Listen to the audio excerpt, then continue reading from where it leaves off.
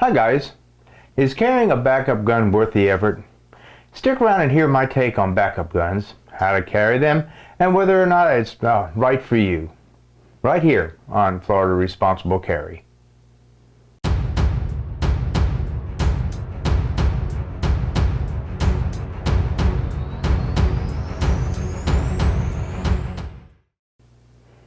Hi guys.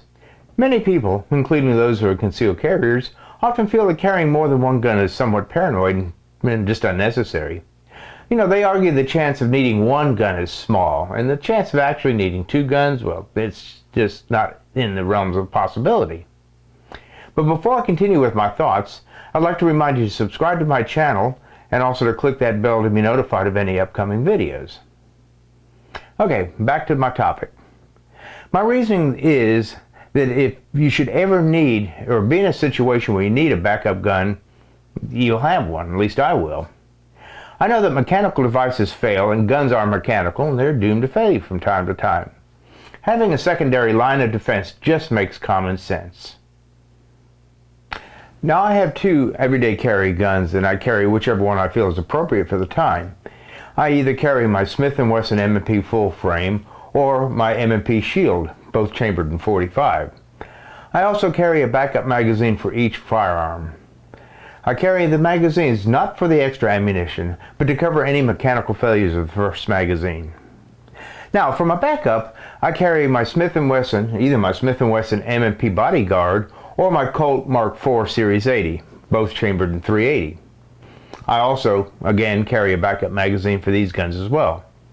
Now sure, I know there's a big difference between a .45 and a .380 as far as calibers go, but the purpose of this backup is just that.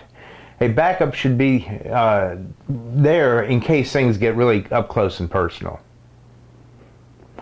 Now for pocket carrying, I suggest you find a pocket holster that is designed specifically for your firearm, and what you need to do is you need to make sure, most important, that the trigger is completely covered.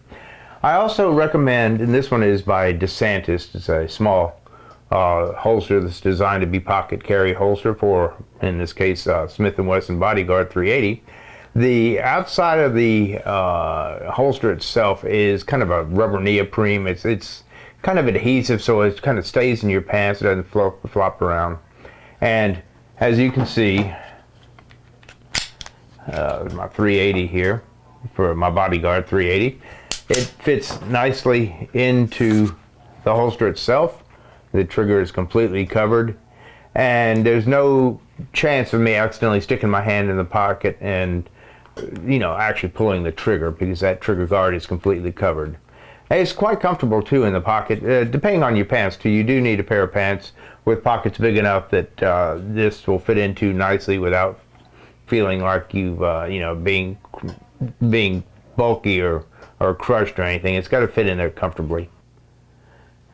Now for my Colt .380, I prefer to carry this particular backup weapon as an ankle holster weapon because it's just a little bit too big for my pocket. Now you might be able to pull it off if you're a bigger person and have bigger pockets, and it may not feel uncomfortable to you, but to me it's a little bit big in my pocket, so I prefer to do an ankle holster on this weapon. Now you can get a whole different type of ankle holsters. They're just like any other holster, different models and different brands, but I use this one's by Creatrel or something like that. It's a simple neoprene holster, elastic holster. It's got padding in the back that I also use for absorbing sweat. The holster itself is elastic. There's my .380 here, and it fits nicely right into the holster itself.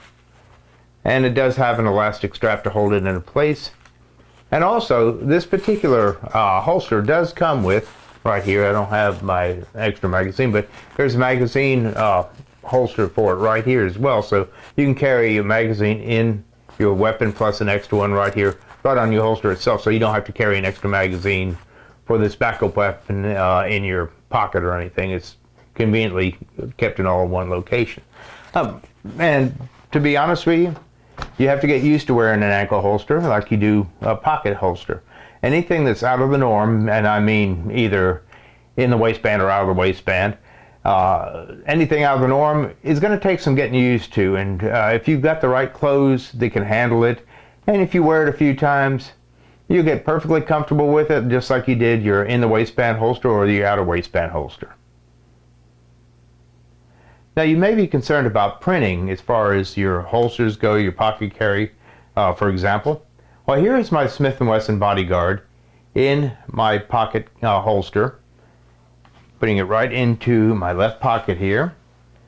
And as you can see, there is a slight impression here, but it does not resemble a gun at all. It could be a PDA, a phone, be any type of electronic device. And with the neoprene covering on this holster, it grips your pocket so you can withdraw your weapon with no problem of the pocket holster coming out with the weapon itself. As far as the ankle holster goes, you will have a little bit of printing where the butt of the grip is pushing against the back of your pants. Now, I wouldn't worry about that because no one's going to ever even notice that. The only one that's really going to notice it is going to be you. So I wouldn't worry about it. Well, there you have it. Now, backup carry is not for everybody, but if you do backup carry, do you prefer to carry in the pocket or in an ankle? Or do you have another way of carrying a backup weapon? And if you choose your pocket or a purse if you're a female, just remember to do it responsibly. Always use a holster. Never put a loaded firearm unprotected, unholstered into your purse or your pocket. Don't give fate a chance for negligent discharge. Well, thank you guys. Appreciate you watching. Again, don't forget to subscribe and click that bell to be notified of future videos. And until next time, be safe out there.